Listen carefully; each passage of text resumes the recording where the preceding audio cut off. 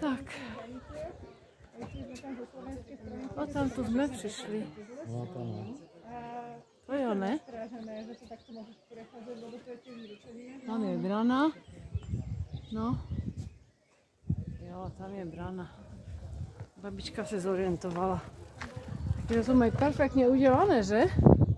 Tak je super. No krásné je to náhodou. Krásné, toto tu je nádherné. Tu tě můžu vyfotit.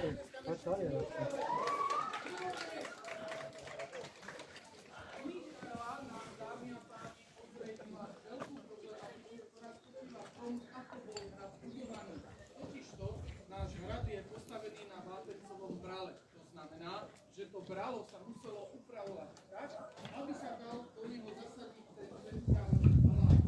Takže je jasné, že toto je naozaj najstaršia časť hradu, ktorú vôbec poznáme. Keďže máme centrálny palác, každý palác má spravidla 5. Výborne, to znamená, že keď tam slnko zapadá, ktoré krídlo to bude? To voní to dřevo nové.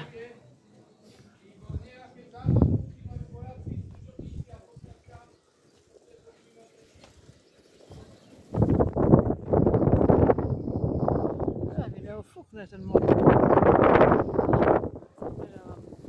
No, fučí, fučí, fučí.